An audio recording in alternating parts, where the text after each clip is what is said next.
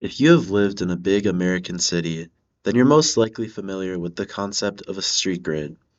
For those unfamiliar, it's a pretty simple concept. Streets are evenly separated from each other, they go in straight lines, and intersect perpendicularly to other streets.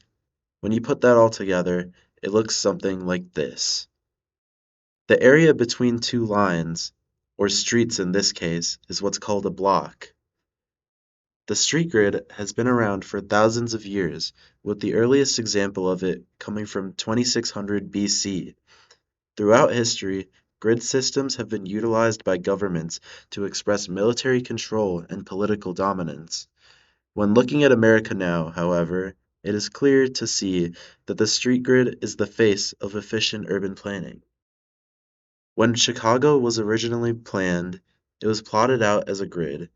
This was in order to create square townships that could be sold as America expanded west, as it needed money to pay off its debt. As the city expanded, the lines that divided these townships turned into streets that would fit right into Chicago's grid. As the city annexed more towns, there would be many streets with duplicate names and houses with duplicate addresses. According to the University of Chicago, this system had become so complex and inconsistent that the Postal Service had actually threatened to stop delivering mail to the city. With Chicago being one of the fastest growing cities in the country, something had to be done to fix its faulty street system. In 1901, a man named Edward P. Brennan came to the rescue with a plan to reshape the mental landscape of the entire city and sent it in a letter to the city council. His proposal was to rename most of the streets in the city.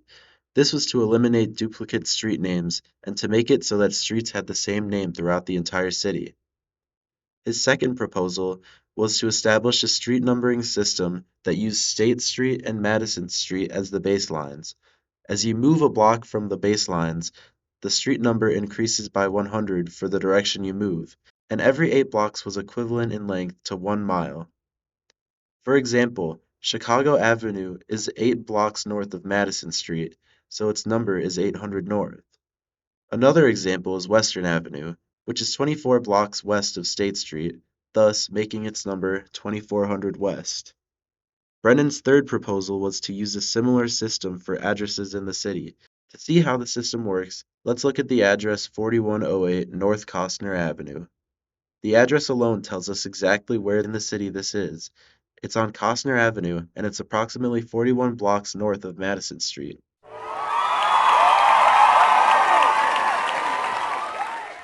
Although Chicago had always been laid out as a grid, it was Brennan's simple yet groundbreaking plan that made Chicago one of the most easily navigable cities in the world.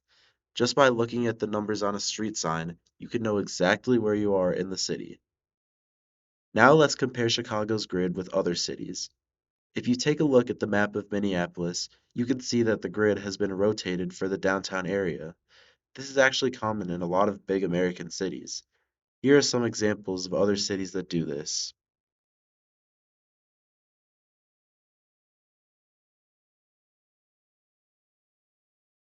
What's unique about Chicago is that its grid remains consistent throughout almost the entire city, except for one or two neighborhoods.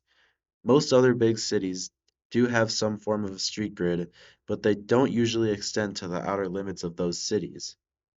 What's great about Chicago not having duplicate street names is that there's little room for confusion, and it's pretty hard to get lost there. As you can see here in Minneapolis, the neighborhood Marcy Holmes has two separate street numbering systems in the same spot. And guess what? If you told someone you were at the intersection of 5th and 5th, they would probably have to ask you which one, because this actually happens in multiple other parts of the city.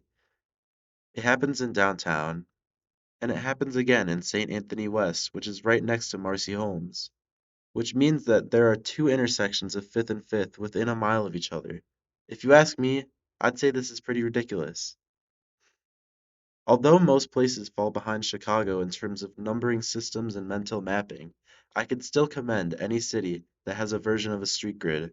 Whether it rotates around or isn't consistent throughout the entire city, the street grid can provide many benefits.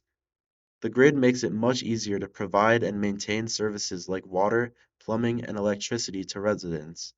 Grid cities are also safer for pedestrians.